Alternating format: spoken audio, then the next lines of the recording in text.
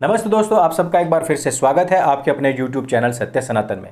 आज हम बात करने वाले हैं उत्तर प्रदेश ATS के द्वारा दिल्ली के जामिया नगर और बाटला हाउस क्षेत्र से गिरफ्तार इन दो लोगों के विषय में, जिन लोगों ने अभी तक 1000 से अधिक हिंदुओं को जबरदस्ती मुसलमान बनाया।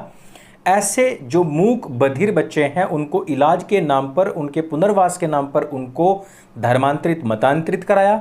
और यही नहीं, इस पूरे के पूरे खेल के पीछे एक बहुत बड़ी लॉबी, विदेशी फंडिंग और पाकिस्तान के ISI का भी हाथ बताया जा रहा है। इन दो लोगों में एक व्यक्ति का नाम है मोहम्मद उमर और दूसरे का नाम है जहांगीर आलम।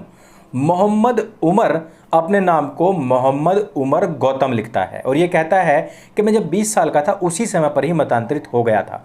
अब इसकी शक्ल देखिए, अगर ये वापस हिंदू ही बन जाता या हिंदू ही रहता तो कितना अच्छा लगता, लेकिन अब ये बकरे जैसी दाढ़ी रख करके अपने आप को एक प्राउड मुस्लिम बताता है। और बताए भी क्यों नहीं, ज़कात फाउंडेशन के ऐसे ऐसे जो कार्यकर्ता बैठे हुए हैं जो कहते हैं कि हम लोगों को मतांतरित करके जहन्नम की आग से उन्हें बचाते हैं।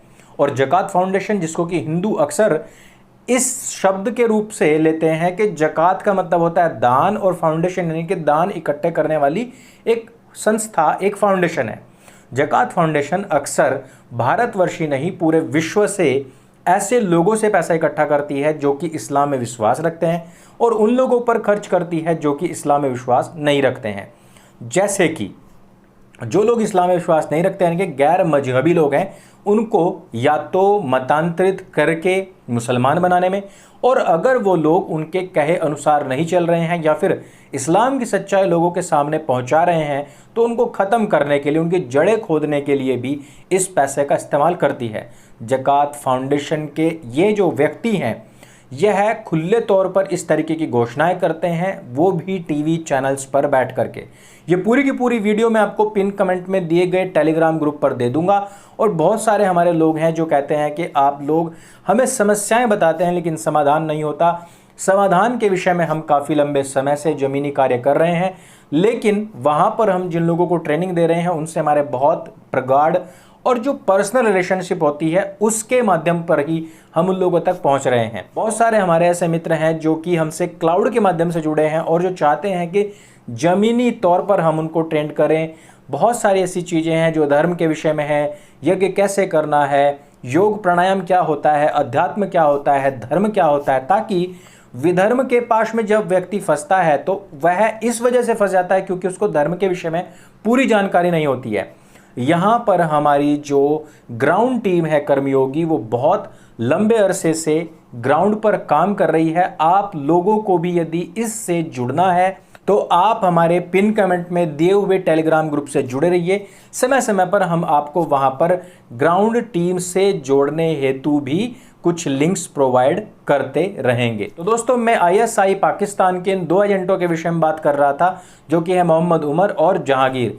इन लोगों की जांच में ये बात सामने आई है कि ये लोग ना केवल पाकिस्तान के द्वारा फंडेड हैं, ना केवल गल्फ कंट्रीज से इनके पास में हिंदुओं को कन्वर्ट करने के लिए पैसा आता है, ना केवल छोटे छोटे बच्चों को बहका करके, जो लोग डेफ हैं, जैसे कि नोएडा 117 में डेफ सोसाइटी है, वहाँ से तकरीबन 600 बच्चों को ये अभी तक कन्वर्ट कर चुके हैं, या तो उनके रिहैबिलिटेशन के नाम पर या फिर उनको किसी भी तरीके के इलाज के नाम पर। हिंदू माँ बाप को ये पता ही नहीं होता था कि हमारे बच्चों को कब कन्वर्ट भी कर लिया गया।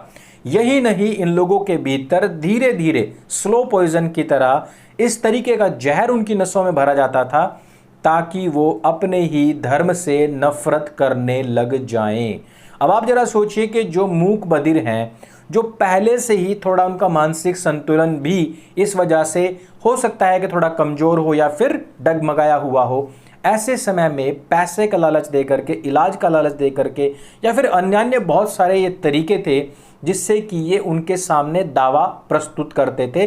दावा होता है किसी की इस्लाम में दावत, जो कि ये अपने ट्विटर हैंडल पर स्पष्ट रूप से लिखता भी है। 1000 से अधिक लोगों का मतांतरण आपको किस रूप में दिखाई देता है? केवल 1000 लोग यहाँ से कम नहीं हुए हैं, किसी ना किसी रूप में प्रत्यक्ष और अप्रत्यक्ष।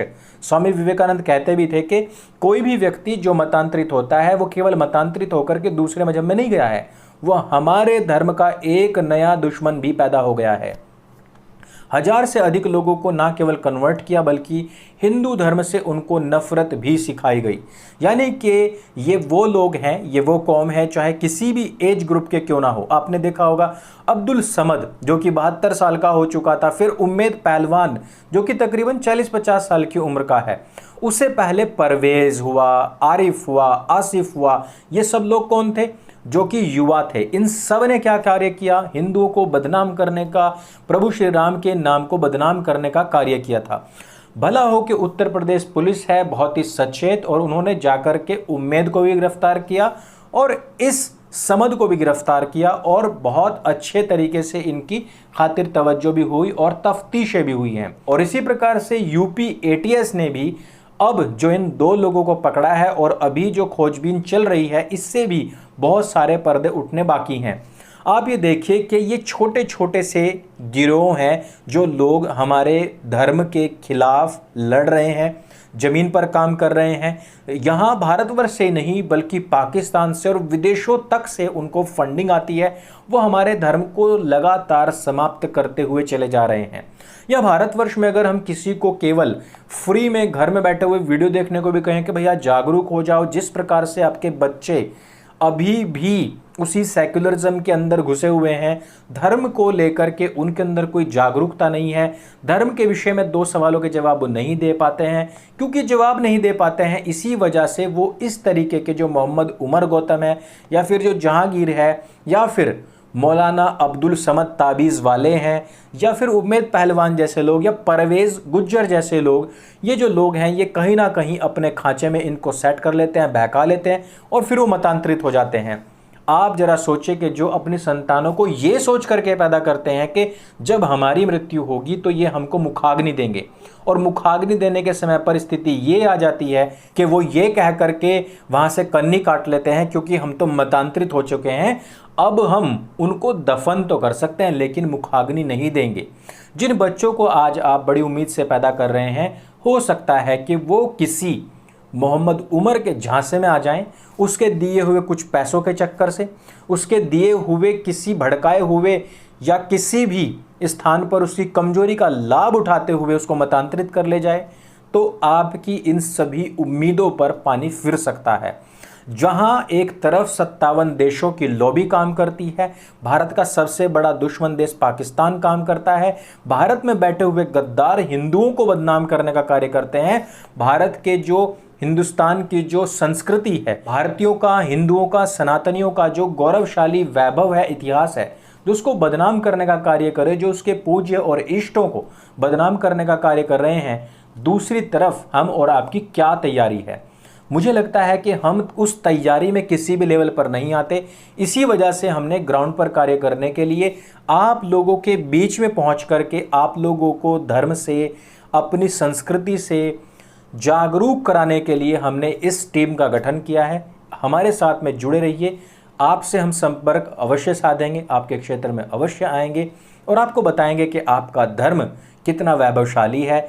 हम वहाँ पर यज्ञ, योग, धर्म, दर्शन, उपनिषद, इन सभी के विषय में वो सभी बातें बताएंगे जो अक्सर कर हमें नहीं पता होती, और जिनके अभाव में ये मोहम्मद उमर और जहांगीर जैसे लोग हजारों नहीं लाखों लोगों को कन्वर्ट करके ना केवल मुसलमान बनाते हैं, धर्म से विभक्त करते हैं, बल्कि हमारे धर्म के खिलाफ नए दुश्मन भी खड़े करते हैं, वो भी हमारे ही डीएनए के। तो दोस्तों, इस वीडियो को आपने जन जन तक पहुंचाना है, हर व्यक्ति तक पहुंचाना है।